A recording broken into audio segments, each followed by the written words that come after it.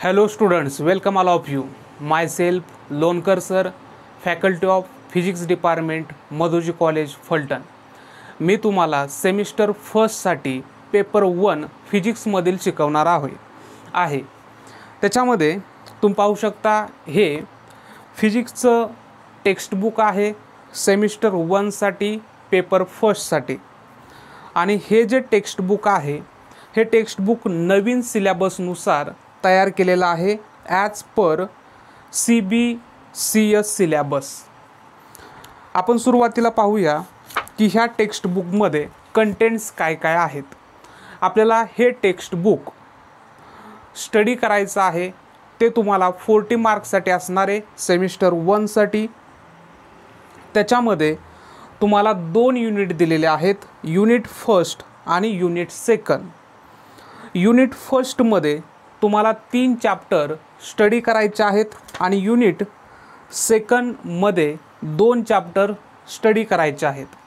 आणि त्याच्यातला first chapter physics paper फर्स्टमधील फर्स्ट चॅप्टर वेक्टर्स ह्याला आज आपण सुरुवात करणार आहोत. हे टेक्स्टबुक रीड करण्यासाठी अतिशय सिंपल आहे. तुम्ही 11th आणि 12th मध्ये फिजिक्सचा स्टडी केलेला आहे, त्याच्यामुळं जर तुम्ही हे टेक्स्टबुक सिम्पली रीड करायला गेला तरीसुद्धा हे तुम्हाला व्यवस्थित समजणार आहे. आणि ह्या चॅप्टरच्या काही नोट्स असतील तर त्या नोट्ससुद्धा तुम्हाला व्हिडिओच्या डिस्क्रिप्शन बॉक्समध्ये मिळतील. तर आपण चला चालू करूया. पहिला चॅप्टर वेक्टर्स. स्टुडंट आपल्याला माहीत आहे की आपण 11th आणि 12th स्टँडर्डमध्ये फर्स्ट चॅप्टर होता युनिट्स अँड मेजरमेंट. युनिट्स आणि मेजरमेंट ह्या चॅप्टरमध्ये आपण वेगवेगळ्या फिजिकल क्वांटिटी स्टडी केलेल्या आहेत. आणि त्या ज्या फिजिकल क्वांटिटी होत्या त्या आपण फिजिकल क्वांटिटी डिवाइड केल्या होत्या 2 ग्रुपमध्ये. एक जो ग्रुप झाला होता त्या ग्रुपला आपण म्हटलं होतं फंडामेंटल फिजिकल क्वांटिटी. आणि त्याच्यानंतर एक दुसरा ग्रुप तयार झाला होता त्याला आपण म्हटलं होतं डिराइव्ड फिजिकल क्वांटिटी. आणि त्याच्यानंतर सेकंड चॅप्टरमध्ये स्केलर्स आणि वेक्टर्समध्ये आपण ह्या ज्या फंडामेंटल आणि डिराइव्ड फिजिकल क्वांटिटी आहेत ह्या अगेन क्लासिफाईड केल्या होत्या 2 पार्टमध्ये. पहिला पार्ट होता स्केलर फिजिकल क्वांटिटी आणि दुसरा पार्ट होता वेक्टर फिजिकल क्वांटिटी. तर आपण तोच पार्ट परत एकदा पाहणार आहोत. इंट्रोडक्शनमध्ये आपल्याला पाहायचं आहे की स्केलर्स आपण कोणाला म्हणतो. Scalars A physical quantity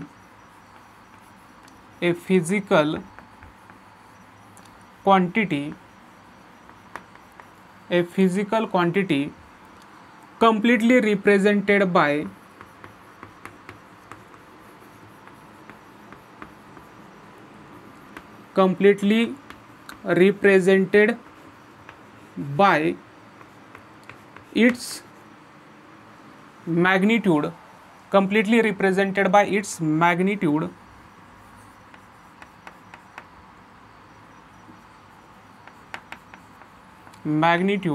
and units only. Okay, अशी फिजिकल क्वांटिटी की ती फिजिकल क्वांटिटी फक्त त्याची मॅग्निट्यूड आणि युनिट्स ह्या दोघांनी कम्प्लिटली रिप्रेझेंट केली जाते, त्याला आपण म्हणतो स्केलर फिजिकल क्वांटिटी. आपण 11th स्टँडर्डमध्ये डेफिनेशन अशी सुद्धा पाहिली होती, ए physical quantity which have only magnitude. एक अशी फिजिकल क्वांटिटी की त्याला फक्त मॅग्निट्यूड आहे, मॅग्निट्यूडच्या बरोबर युनिट असणार आहे, ते स्केलरमध्ये सुद्धा असणार आहे आणि ते वेक्टरमध्ये सुद्धा असणार आहे. तुम्ही ज्या डेफिनेशन्स आहेत त्या डेफिनेशन्स ह्या BScच्या टेक्स्टबुकमध्ये आहेत तशा लिहिल्या तरी चालतील, किंवा तुम्ही ज्या 11th आणि 12th स्टँडर्डमध्ये ज्या डेफिनेशन्स पाहिलेल्या आहेत तशा लिहिल्या तरी चालतील, परंतु ओव्हरऑल मिनिंग हा मात्र सेम आला पाहिजे. ए physical quantity completely represented by its magnitude and units only is called scalar physical quantity म्हणू शकतो. त्याचे जे एक्झाम्पल्स आहेत, आपल्याला नोन असलेले स्केलर्समधील एक्झाम्पल मास आहे, त्याच्यानंतर टाइम आहे, temperature, speed, work done, potential, volume, distance etcetera. हे आहेत एक्झाम्पल्स ऑफ ए स्केलर. ह्या ज्या स्केलर फिजिकल क्वांटिटी आहेत, ह्या स्केलर फिजिकल क्वांटिटीसाठी आपण डायरेक्टली जे अरिथमेटिकल्स लॉज आहेत, म्हणजे जे अल्जेब्रिक रूल्स आपण वापरतो, ॲडिशन, मल्टिप्लिकेशन, सबट्रॅक्शन आणि डिव्हिजन, हे डायरेक्ट आपण स्केलर्स फिजिकल क्वांटिटीसाठी वापरू शकतो. म्हणून आपण काय लिहू शकतो, it can be directly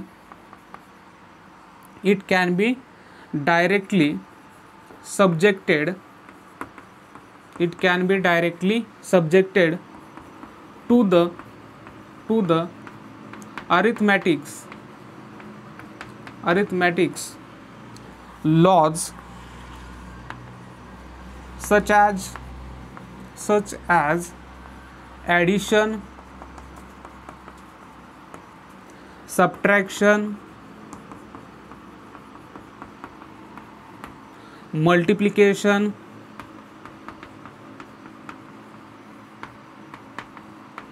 and division.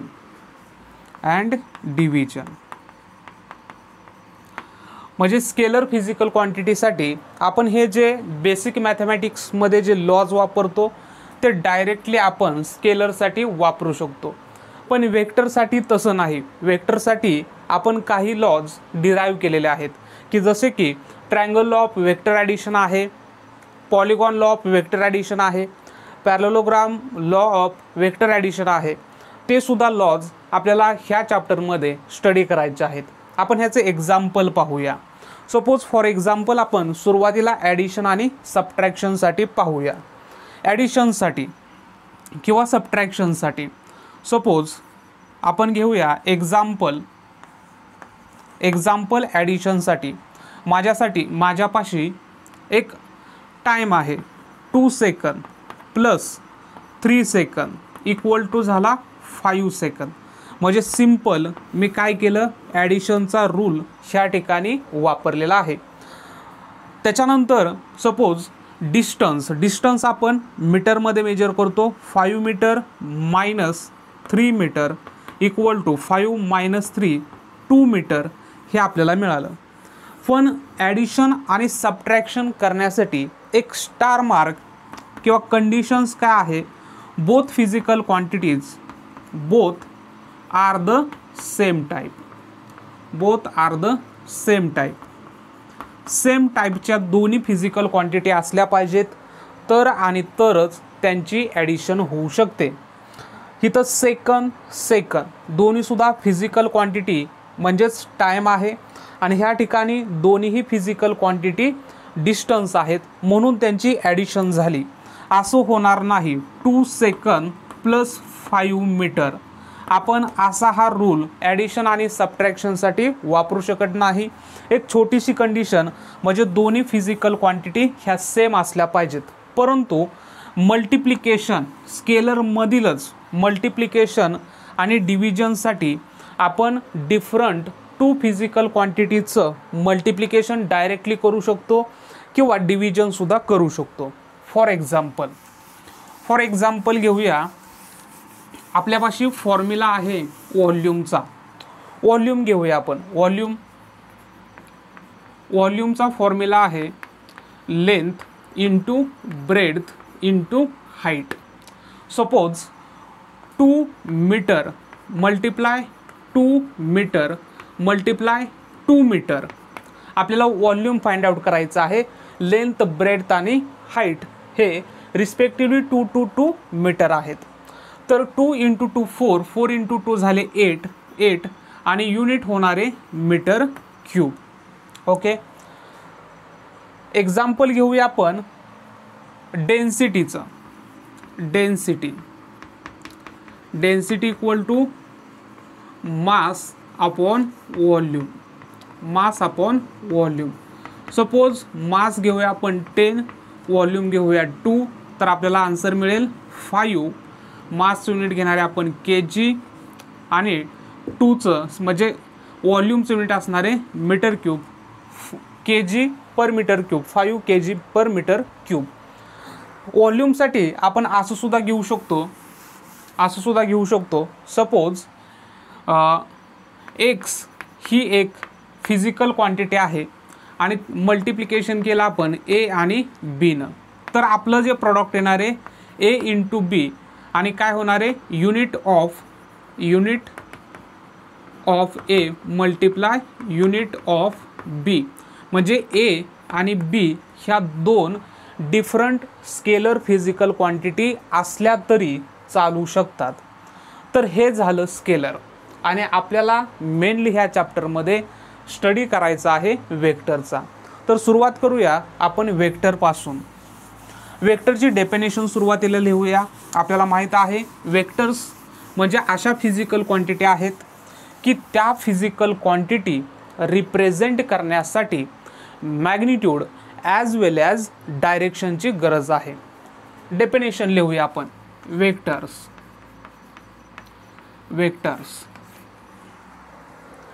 A physical quantity is called a vector. A physical quantity is called a vector if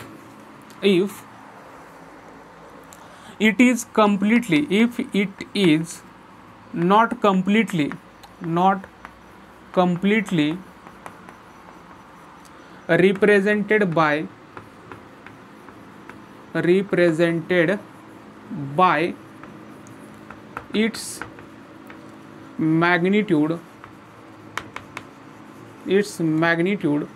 and unit its magnitude and unit, but also requires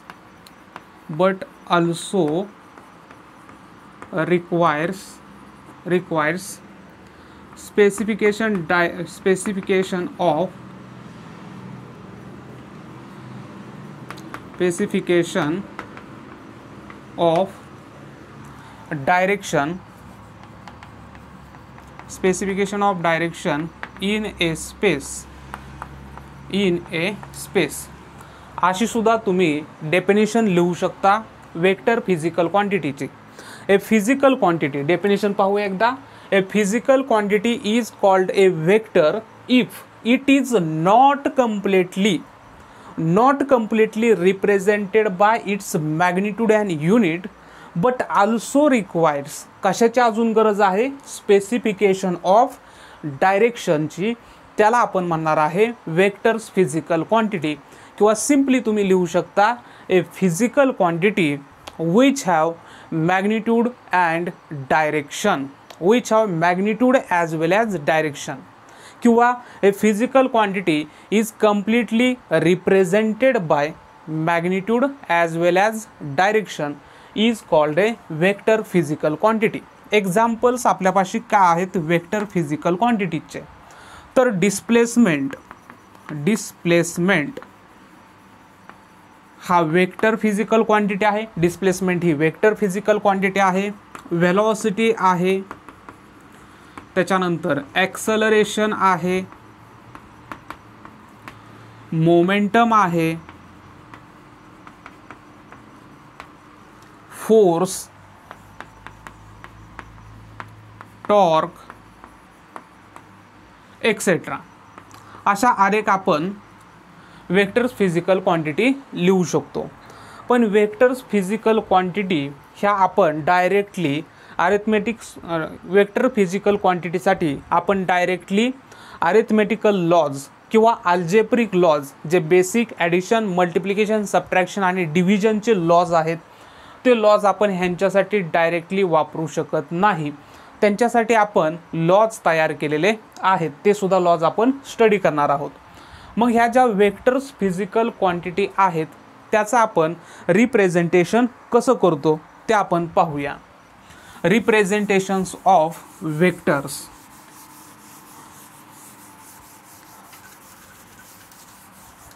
representation of vectors.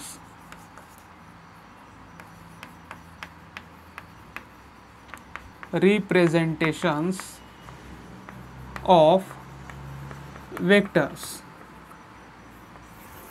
Okay. आता vector physical quantity जर आपल्याला represent करायचे असेल तर आपण simply काय करतो, त्या फिजिकल क्वांटिटीचा सिम्बॉल आणि त्याच्यावरती एक आपण ॲरो ड्रॉ करतो. Okay. A vector is usually denoted by A vectors is usually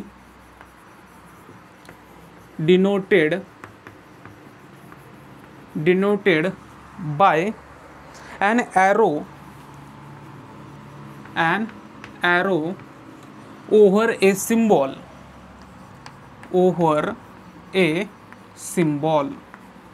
okay. एक सिम्बॉल घेतला म्हणजे फॉर एक्झाम्पल आपण घेतला व्हेलॉसिटीचा सिम्बॉल व्ही, त्याच्यावरती आपण लिहिणारे ॲरो म्हणजे आपण म्हणणारे वेक्टर व्ही किंवा व्हेलॉसिटी वेक्टर व्ही. ॲक्सलरेशनचा सिम्बॉल आपण घेतो ए, त्याच्यावरती सिम्पली आपण ड्रॉ केला ॲरो. आपण फोर्स त्याच्यावरती ॲरो घेतला, त्याच्यानंतर टॉर्क टो त्याचा सिम्बॉल, त्याच्यावरती ॲरो घेतला. मोमेंटम वेक्टर पी आपण असा लिहू शकतो. अँग्युलर मोमेंटम वेक्टर यल आपण असं लिहू शकतो. अशा तऱ्हेनं आपण वेक्टर्स फिजिकल क्वांटिटी रिप्रेझेंट करतो.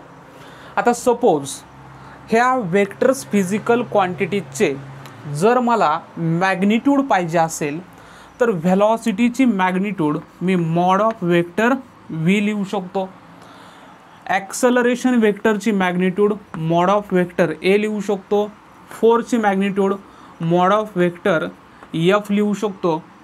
त्याच्यानंतर टॉर्कसाठी मॉड ऑफ वेक्टर टो, मोमेंटमसाठी linear momentum mod of vector P, angular momentum mod of vector L असं लिहू शकतो. किंवा सिम्पली आपण व्ही, त्याच्यानंतर ए, त्याच्यानंतर एफ, त्याच्यानंतर टो, त्याच्यानंतर पी, त्याच्यानंतर यल. हे काय झाले, हे झाले मॅग्निट्यूड. ओके. हे झाले स्केलर फॉर्ममध्ये स्केलर्स, किंवा हे पण झाले स्केलर्स, कारण हे काय रिप्रेझेंट करतात मॅग्निट्यूड्स. आणि हे आपण कशामध्ये लिहिलेले आहेत, सिम्बॉल्स इन वेक्टर्स फॉर्ममध्ये लिहिलेले आहेत. आता हे जे मॉड आहे हे मॉड आपण कधी वापरतो. सपोज आपल्यापाशी एक फिजिकल क्वांटिटी आपण घेऊया, work done equal to force into displacement. Okay. Work done equal to force into displacement. Work done equal to mod of vector F into mod of vector yes असं आपण लिहू शकतो. म्हणजे generally जर दोन वेक्टरचं मल्टिप्लिकेशन्स आपल्याला घ्यायचं असेल तर आपण त्या दोन फिजिकल क्वांटिटी मॉडमध्ये लिहून त्याचं मल्टिप्लिकेशन लिहू शकतो. आपण अशा रिप्रेझेंट करतो वेक्टर्स. आता त्याच्यानंतर वेक्टर्स रिप्रेझेंट करण्यासाठी आपण ॲरो वापरतो. सपोज मला डिस्प्लेसमेंट वेक्टर रिप्रेझेंट करायचा आहे. सपोज डिस्प्लेसमेंट वेक्टर, तर मी काय करणार आहे, एक सिंपल वेक्टर ड्रॉ केला. आपण असा रिप्रेझेंट करू शकतो. एक वेक्टर आहे, एक straight line segment. Vectors are generally described by a straight line segment. आणि ही एक आपण स्ट्रेट लाईन घेतलेली आहे आणि ही लाईन ह्या ठिकाणावरून स्टार्ट झालेली आहे म्हणून त्याला आपण म्हणणार आहोत ओरिजिन. ओके. किंवा त्याला आपण टेल सुद्धा म्हणतो. आणि ह्या ठिकाणी जो ह्याला आपण हेड सुद्धा म्हणतो किंवा टर्मिनियस ओके, ह्याला आपण टर्मिनस म्हणतो, टर्मिनस म्हणतो किंवा त्याला आपण हेड सुद्धा म्हणतो. ओके, आणि हा सपोज झाला वेक्टर ए. ह्याची जी मॅग्निट्यूड आहे, ह्याची मॅग्निट्यूड म्हणजे length of the straight line segment असणार आहे. ओके, ह्याची जी मॅग्निट्यूड कोणा एवढे असणार आहे, मॅग्निट्यूड ही असणार आहे length of straight line segment एवढी, स्ट्रेट लाईन सेगमेंट एवढी, आणि ती मॅग्निट्यूड म्हणजेच मॉड ऑफ वेक्टर ए असं आपण लिहू शकतो. ओके, त्याच्यानंतर आपल्याला दोन टाईप्ससुद्धा स्टडी करायचे आहेत ह्या वेक्टर्समध्ये. ॲक्च्युली आपण 11th स्टँडर्डमध्ये बऱ्यापैकी टाईप्स वेक्टरचे पाहिले होते. त्याच्यामध्ये झिरो वेक्टर, युनिट वेक्टर, त्याच्यानंतर position vector, positive vector, negative vector, असे डिफरंट टाईप्स स्टडी केलेले होते. आपल्याला ह्या ठिकाणी ओनली फक्त 2 टाईप्स स्टडी करायचे आहेत आणि त्याच्यामधला फर्स्ट टाईप आहे negative vector. Types of vector आपण स्टडी करूया.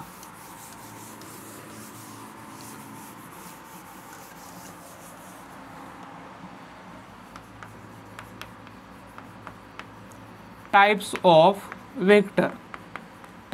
वेक्टर आणि त्याच्यामधील फर्स्ट टाइप आपण स्टडी करूया, तो म्हणजे आहे negative vector.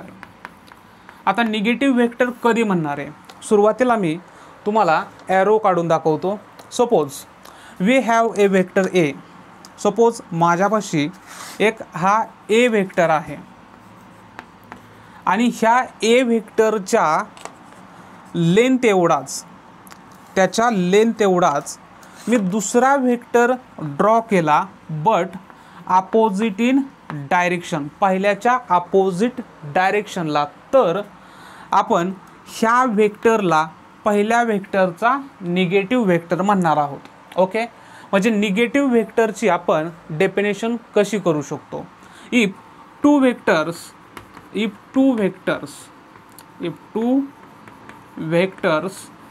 Of same type, and same magnitude are parallel to each other, but opposite in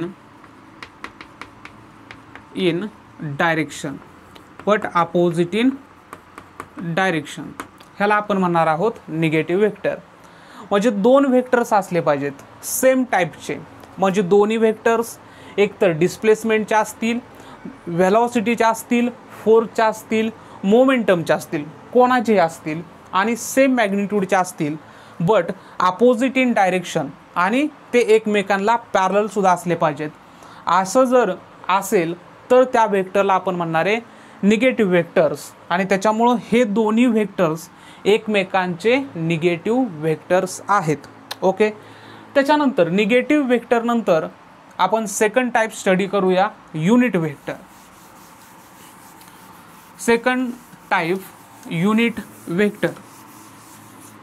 आणि जर व्हिडिओचं स्पीड जास्त वाटत असेल किंवा फास्ट कंटेंट पुढं चालला असेल तर तुम्ही डिस्क्रिप्शनमध्ये कमेंट करा, आपण त्याच्याप्रमाणे लेक्चर्स घेऊया. सेकंड जो टाइप आहे तो आहे युनिट वेक्टर.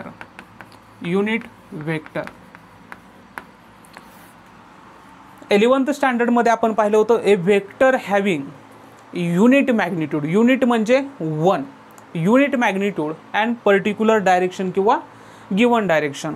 हिथं डेफिनेशन आपण अशी लिहू शकतो, a unit vector is a vector, a unit vector is a vector whose magnitude whose magnitude is unity. whose magnitude is unity म्हणजे एक असा वेक्टर की त्याची मॅग्निट्यूड युनिटी आहे म्हणजे 1 आहे, त्याला आपण म्हणणार आहोत युनिट वेक्टर. सपोज मी ह्या ठिकाणी एक वेक्टर ड्रॉ करतो. ह्या ठिकाणी एक वेक्टर मी ड्रॉ करतो. हा आहे वेक्टर ए. ओके. आणि ही ॲरोची डायरेक्शन म्हणजे असणारे वेक्टरची डायरेक्शन आणि ह्या वेक्टर एचा स्मॉल वेक्टर ए हा आहे युनिट वेक्टर. ठीक आहे. म्हणून आपण काय लिहूया, if vector A has a magnitude a. if unit vector a has a magnitude a, then a unit vector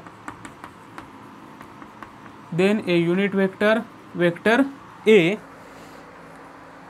in the direction of vector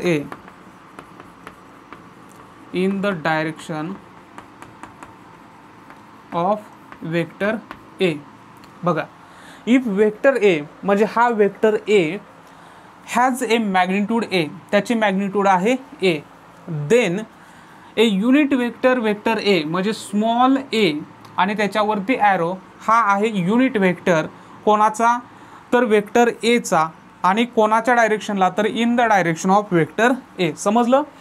if vector A has a magnitude A, then a unit vector A in the direction of vector A. आणि हे आपण कसं लिहू शकतो, is given bye, हे जर लिहायचं असेल is given by vector A equal to, sorry unit vector आपल्याला पाहिजे, unit vector A equal to vector A divided bye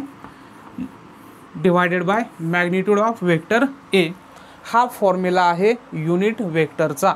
unit vector equal to vector A upon A आणि ह्याच्यावरूनच आपण मग असं लिहू शकतो, vector A equal to A into unit vector A, किंवा और आपण असं लिहू शकतो vector A equal to unit vector A into unit vector A into A.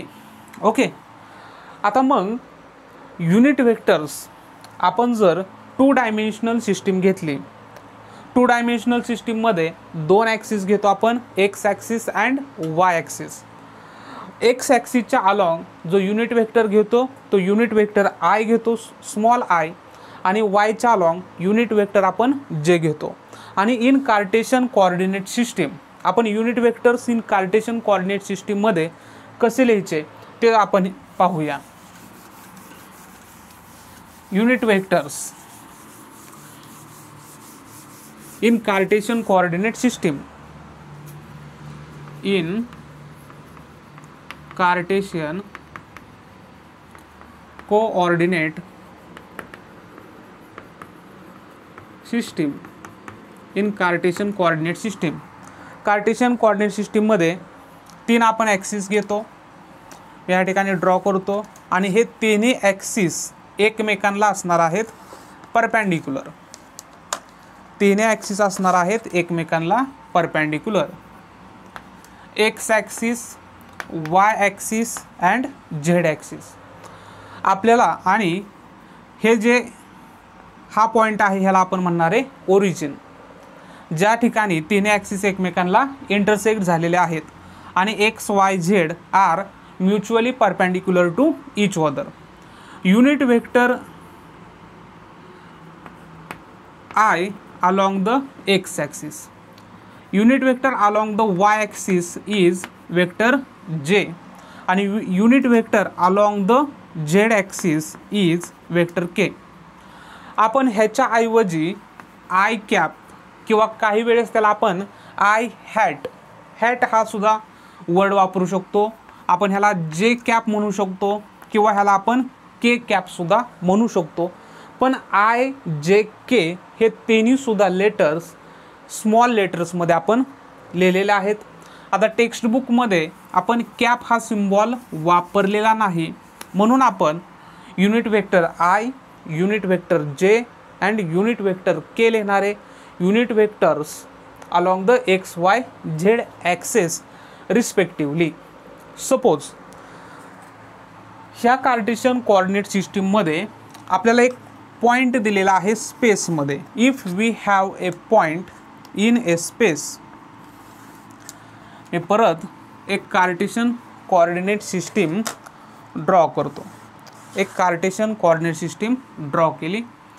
X axis, Y axis and Z axis. If we have a point P having a X, Y आणि Z Cartesian coordinates, आणि this is the origin. If we join the origin and the position of the point we get the position vector. Okay, हा जो vector आहे या वेक्टरला आपण म्हणू शकतो vector OP. OP is the position vector because this shows the position of the particle P. ह्याच्यावरून आपण जर एक परपेंडिक्युलर ड्रॉ केला ऑन द XZ प्लेनवरती, XZ प्लेनवरती आपण हियर काय करूया, ड्रॉ करूया एक perpendicular on the XZ plane. हा एक्स ॲक्सिस आणि हा वाय ॲक्सिस. तर ह्या प्लेनवरती आपण एक परपेंडिक्युलर ड्रॉ केलेला आहे आणि त्याच्यानंतर आपण हे सुद्धा पॉइंट असे जॉईन करून घेऊया. सपोज हे सुद्धा पॉइंट आपण असे जॉईन करून घेऊया.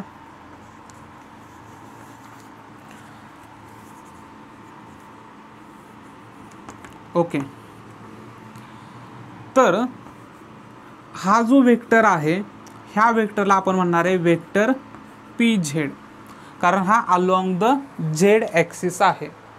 त्याच्यानंतर हा जो वेक्टर आहे हिथून हिथपर्यंत हा जो वेक्टर आहे त्याला आपण म्हणूया वेक्टर PX, कारण तो अलॉंग द एक्स ॲक्सिस आहे.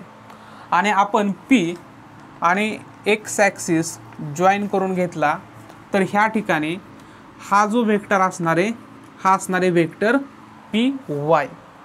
आणि मग आपण मगाशी जो फॉर्म्युला पाहिला होता की unit vector A equal to vector A upon A, आणि therefore vector A equal to unit vector A multiply magnitude of vector A असं आपण. तर ह्या फॉर्ममध्ये आपण वेक्टर PX, वेक्टर PY आणि वेक्टर PZ लिहू शकतो. जर आपल्याला वेक्टर PX लिहायचा असेल तर आपण काय लिहिणार, unit vector along the X. कोण आहे unit vector along the X, vector I multiply त्याची मॅग्निट्यूड PX आपण असं लिहू शकतो. Vector PX equal to vector I into vector किंवा वेक्टर I इंटू PX. आणि आपण वेक्टर PY कसं लिहू शकतो, तर J vector into PY. And unit vector Z कसं लिहू शकतो, तर K वेक्टर इंटू PZ. म्हणजे सिम्पली काय करायचं आहे की युनिट वेक्टर आणि त्याची मॅग्निट्यूड, युनिट वेक्टर आणि त्याची मॅग्निट्यूड, युनिट वेक्टर आणि त्याची मॅग्निट्यूड. तर ह्या सगळ्यांना आपण म्हणणार आहोत युनिट वेक्टर्स. युनिट वेक्टर्स नंतर आता एक नवीन पॉइंट आपण पाहूया, तो म्हणजे आहे resolution of vectors. Resolution of vectors हा टॉपिक काय आहे. आपल्याला माहित आहे की एक गिवन सिंगल वेक्टर हा आपण रिझॉल्व करू शकतो मेनी कंपोनंट्समध्ये. ओके, सिंगल वेक्टर्स आपण रिझॉल्व करू शकतो मेनी कंपोनंट्समध्ये. म्हणजे फॉर एक्झाम्पल सगळ्यांना माहीत असलेले एक्झाम्पल देतो. आपण 12th स्टँडर्डमध्ये अँगल ऑफ बँकिंग हे शिकलेलो आहोत. आणि अँगल ऑफ बँकिंगमध्ये तुम्ही एक इन्क्लाइंड रोड पाहिला होता. इन्क्लाइंड रोड हा angle theta horizontal surface of the road बरोबर तयार करतोय. ह्याच्यावरती एक व्हेकल आहे आणि हा एक आहे नॉर्मल फोर्स. तर आपण हा जो वेक्टर n हा रिझॉल्व केला होता किंवा स्प्लिट केला होता 2 कंपोनंट्समध्ये. जो वर्टिकल कंपोनंट्स होता त्याला आपण म्हटलं होतं n cos थीटा, आणि जो हॉरिझॉन्टल कंपोनंट होता त्याला आपण म्हटलं होतं n sin थीटा. म्हणजे एका सिंगल वेक्टरचे आपण दोन कंपोनंट्स केले त्याला आपण म्हणणार आहोत resolution of vectors. Okay, heading टाकूया आपण resolution of vector. Resolution of vector किंवा वेक्टर्स म्हणूया. Resolution of vectors. A single given vector can be a single given vector can be resolved into two components. Okay, single vector हा आपण 2 or more components मध्ये पण resolve करू शकतो, पण आपण ह्या ठिकाणी काय घेतलेलं आहे, रिझॉल्व्ड into 2 components. 2 components vectors inclined at any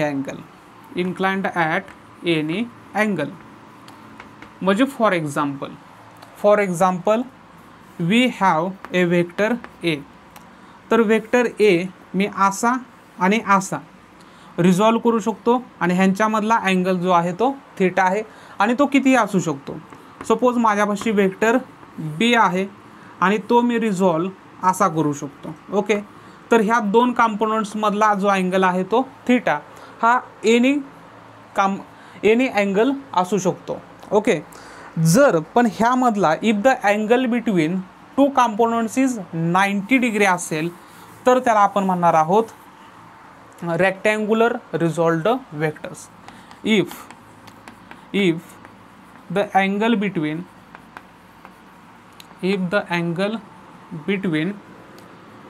two resolved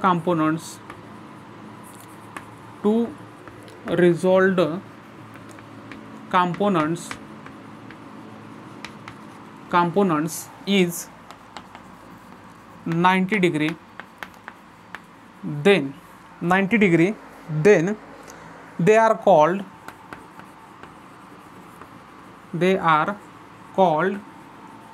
the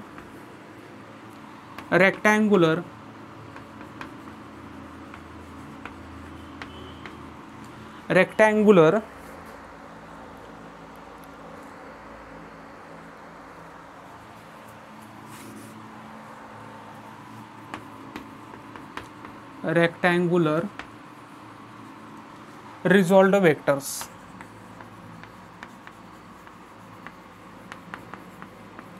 तर त्याला आपण म्हणणार आहोत रेक्टँग्युलर रिझॉल्व्ड वेक्टर्स.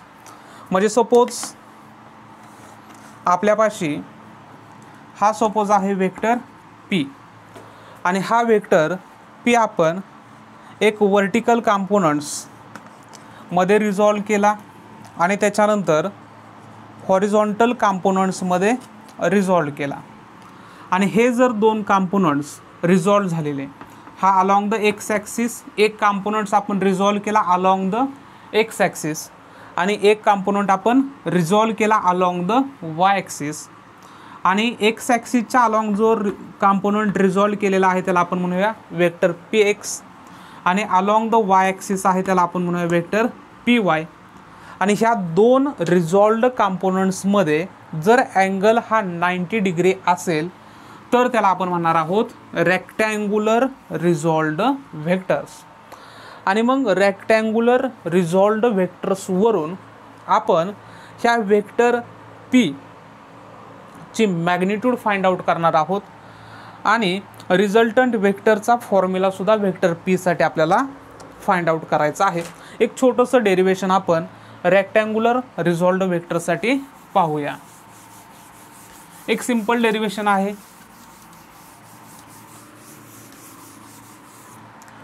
सपोज आपण काय करूया, मी ह्या ठिकाणी डायग्राम ड्रॉ करतो.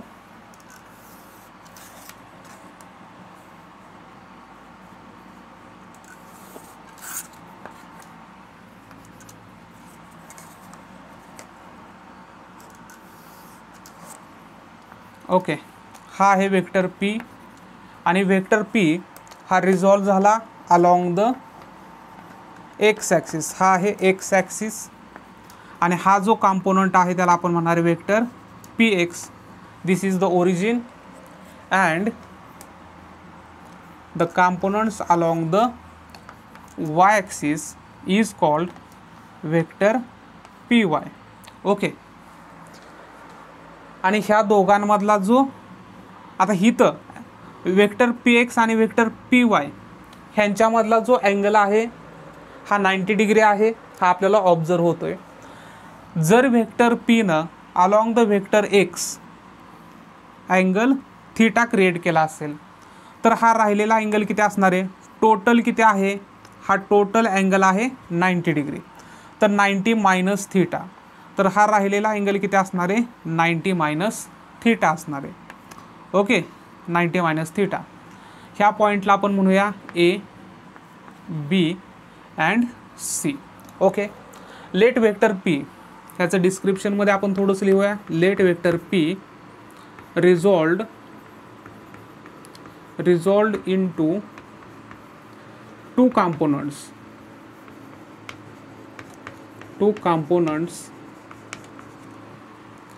vector px and vector py along x axis and y axis respectively. Okay, vector P हा रिझॉल्व झालेला आहे दोन कॉम्पोनंट्समध्ये along X axis and along Y axis. Along X axis आहे तो कोण आहे, वेक्टर पी एक्स, आणि अलॉंग द वाय ॲक्सिस आहे तो आहे vector P Y. Let inclined vector P inclined the vector P makes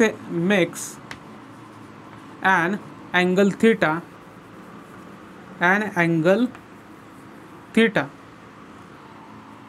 with respect to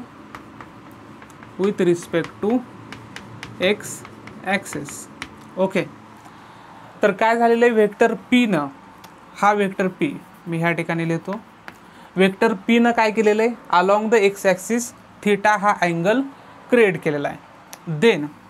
then आपण काय करूया, then right angled triangle, then from right angled triangle OBA. Okay, OBA. तर आपल्यापाशी एक right angled triangle मिळालेला आहे OBA. Okay, हा triangle बघा OBA हा काय झालेला आहे, राईट अँगल्ड ट्रायंगल. तर ह्याच्यामध्ये आपल्याला PX फाइंड आउट करायचा आहे, म्हणजे OB फाइंड आउट करायचा आहे, आणि आपल्यापाशी कोण आहे, OA. तर OB ही काय आहे, ॲडजेसंट साईड, आणि OA हा राईट अँगल्ड ट्रायंगलचा आहे हायपोटेनियस. तर ॲडजेसंट आणि हायपोटेनियस ह्यांच्यामधलं जे रिलेशन आहे ते असतं कॉसचं. ओके, म्हणून आपण काय म्हणूया, कॉस थीटा इक्वल टू ॲडजेसंट कोण आहे, OB divided by OA. Therefore आपण OB इक्वल टू काय लिहू शकतो, OA कॉस थिटा लिहू शकतो. बट OB हा कोणा एवढा आहे, तर PX एवढा आहे. आपण इन मॅग्निट्यूडमध्ये लिहितोय सुरुवातीला. OB हा PX एवढा आहे, OA हा P एवढा आहे, वेक्टर P चे मॅग्निट्यूड P, आणि हा आहे कॉस थिटा. ह्याला इक्वेशन नंबर देऊया आपण 1. ओके, त्याच्यानंतर आपण दुसरा राईट अँगल्ड ट्रायंगल घेऊया. ओके, ह्या रेक्टँग्युलरमध्ये ह्या हायपोटेनियसनं काय केलेलं आहे, ह्या डायगोनलनं काय केलेलं आहे, दोन ट्रायंगल्स तयार केलेले आहेत, एक OBA आणि दुसरा OCA. तर दुसरा आपण सिमिलरली दुसरा राईट अँगल्ड ट्रायंगल घेऊया आपण सिमिलरली राईट अँगल्ड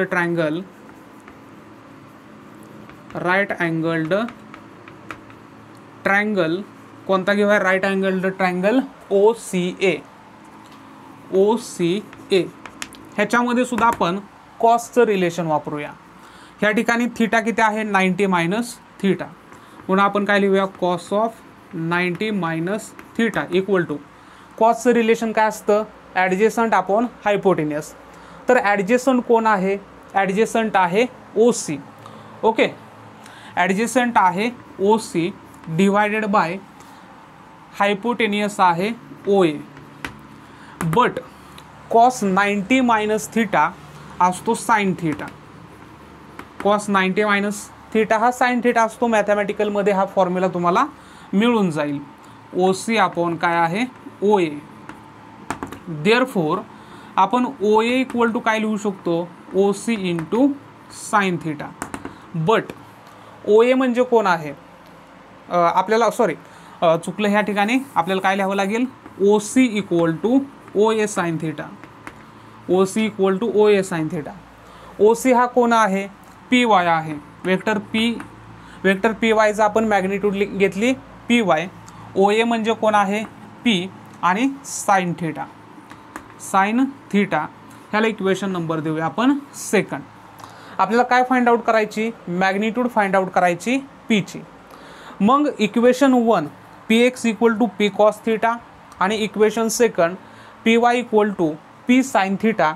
ह्या दोघांचे आपण काय करूया? एकाच वेळेस ॲडिशन पण करूया आणि स्क्वेअर पण करूया. म्हणून आपण काय लिहूया? Squaring and adding equation 1 and 2. Okay, या ठिकाणी मी लिहितो squaring and adding equation 1 and 2. Squaring and adding equation 1 and equation 2 we get. आपण काय लिहू शकतो? तर स्क्वेअर करायचा आहे PX square plus PY square equal to P square cos square theta plus P square sine square theta. ह्याच्यातून आपण P square common काढूया. आतमध्ये राहतील cos square theta plus sine square theta. पण cos square theta plus sine square theta म्हणजे असतो 1. हा सुद्धा फॉर्म्युला मॅथमॅटिक्समध्ये तुम्हाला मिळून जाईल. ह्या दोघांची ॲडिशन असते 1. म्हणून PX square plus PY square equal to आपल्याला मिळाला P square. Therefore P square equal to PX square plus PY square. आणि और आपण काय करू शकतो? मी ह्या Pचा स्क्वेअर काढतो. Pचा स्क्वेअर काढला तर पुढची जी टर्म आहे ती टर्म येणार आहे स्क्वेअर रूटमध्ये. म्हणून PX प्लस PY. ओके, ही झाली magnitude of the vector P. म्हणजे हा जो गिवन सिंगल वेक्टर आहे तो जर रिझॉल्व्ड झाला तर त्याची मॅग्निट्यूड आपण अशी काढू शकतो P equal to root of PX square plus PY square अशी काढू शकतो. ओके, आणि जर आपण ह्याला direct parallelogram law of vector addition वापरला. Parallelogram law of vector addition according to the parallelogram law of vector addition जो की आपण अजून पाहणार आहोत. नेक्स्ट व्हिडिओमध्ये आपण तो लॉ पाहूया. अकॉर्डिंग टू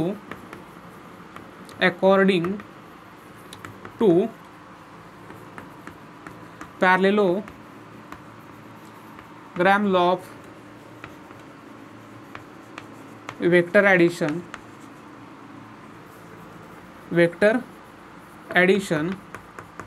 म्हणजे सिंपल ह्या ठिकाणी कोणता पॅरलोग्राम आहे? OBAC हा काय आहे? एक पॅरलोग्राम. तर तो लॉ काय सांगतो? डायगोनल वेक्टर हा कोणा एवढा असतो? तर vector PX plus vector PY एवढा असतो. ओके, हा झाला रिझल्टंट वेक्टर Pचा फॉर्म्युला इन वेक्टर फॉर्ममध्ये. आणि ही झाली त्याची मॅग्निट्यूड. ओके, ही झाली मॅग्निट्यूड फॉर्ममध्ये. आणि हा काय झाला? इन वेक्टर फॉर्ममध्ये आपण लिहिलेला आहे. आता इथं आपण 2 डायमेन्शनल सिस्टीम घेतली होती. जर आपल्यापाशी 3 डायमेन्शनल सिस्टीम असेल म्हणजे कार्टेशियन कोऑर्डिनेट सिस्टीम असेल तर हे 2 फॉर्म्युले आपण कसे लिहिणार. त्यासाठी काय करूया, if vector P is resolved into 3 components. म्हणजे आता सध्या वेक्टर पी हा काय झाला होता, 2 कंपोनंट्समध्ये रिझॉल्व्ह झाला होता, अलॉंग द एक्स ॲक्सिस आणि अलॉंग द वाय ॲक्सिस. जर असं झालं suppose, if vector P is resolved along 3 mutually perpendicular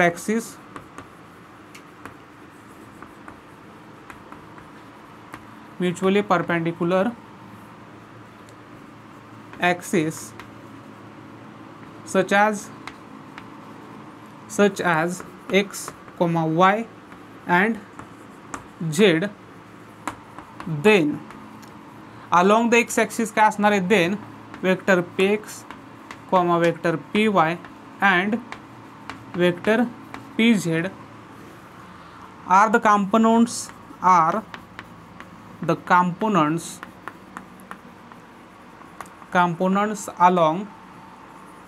along x, y and z axis respectively. Okay.